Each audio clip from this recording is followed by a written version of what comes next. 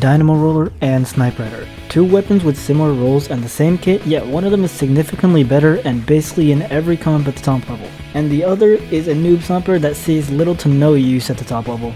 In today's video, I want to go over why Snipewriter is so good and why Dynamo fails to keep up with it, regardless of having the same kit.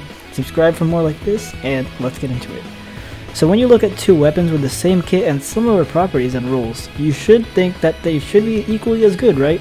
But why isn't this the case for Dynamo and Pencil? Let's start with going through the attributes. Dynamo is slow, but it has a lot of paint and DPS. You can use the horizontal flick for quick AoE spam and painting, and the vertical flick for long range poking. You can't use the two flicks for each other's purpose because the vertical flick doesn't have much paint or speed, although it does have DPS, and the horizontal flick has a low range value, but is easily punishable if you try to poke by getting closer to a target. Dynamo can very much get a lot of coolers and play paint support, so what makes it that much worse than Pencil? Now I'm going to get into the attributes of Pencil itself. Pencil is a sniper that doesn't one-shot, but the trade-off for this is having 5 simultaneous shots that you can fire in rapid succession.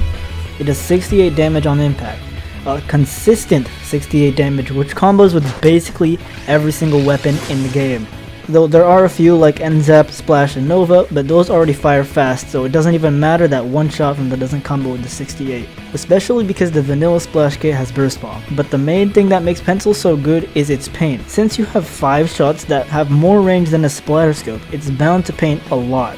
Pencil did get 10 points for special a while ago because of this, but Pencil already has so much gear freedom that a bit of extra charge up does not even matter. Pencil paints a lot, especially after the buff that coincidentally came around the same time that cooler meta was starting. So this isn't a video about cooler meta, but we know cooler is good, and a weapon with cooler that paints a lot, that gets a lot of coolers, and it's also an anchor that can provide paint support, that's also a backline that can do it from a safe distance. You get my point.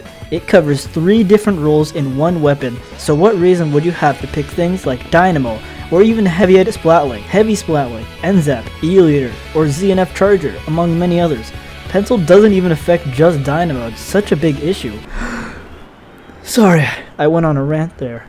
To sum it up really quick, Pencil is so good at multiple roles that there's no reason to pick any other weapons like Dynamo. Before we get into the balancing section, I want to talk a bit more about Dynamo and comps.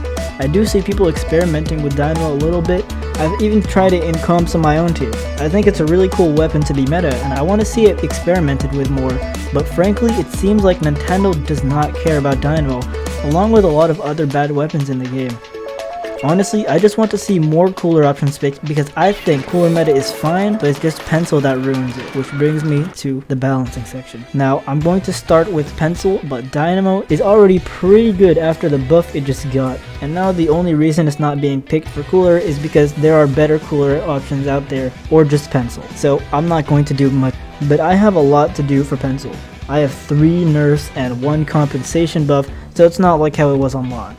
I'm not going to be very harsh with this first one. I'm going to reduce the time it takes to shoot the next shot after shooting one. This means less shots are coming out of the gun, so that's less paint that's outputted. And now we're moving on to a bit harsher of a nerf. I'm going to make the points for special 230p. 220p is not enough, neither is 210p. This thing has way too much gear freedom, and 230p just feels like the only option we have. It should not be getting as many coolers as it does, and this would also make it the only weapon in the game that's 230 points per special. For the last nerf I'm going to give it, I'm going to decrease the damage from 68 to 62. This will just remove a bit of combo potential, because I feel like 68 damage with 5 shots is just way too much. This might be a bit harsh, feel free to let me know in the comments, but I think it's fair. Now for the compensation buff, so it's not terrible, I'm going to decrease the ink consumed by 15%.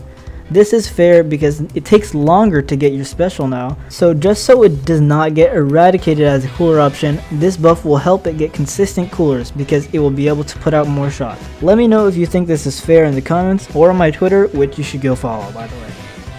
Now this will be very quick for Dynamo. Like I said, Dynamo doesn't need much, but it still needs something. I have 2 small buffs for it. Starting us off, I'm going to increase the minimum damage from 40 to 45 for the horizontal specifically, just so it's a bit more consistent and has a better combo potential. And for the second and last buff, I'm going to decrease the time it takes to output a vertical flick by just a little bit, so it's not just a death sentence if you accidentally jump and press ZR. These are some pretty fair buffs. Dynamo can be a really good support and DPS weapon, and I 100% want to see it in comps more. So that's why Dynamo fails to keep up with Pencil, and how I would change it to make it an even playing ground. If you want to see more comparison/balancing videos like this, like, subscribe, and have a good one.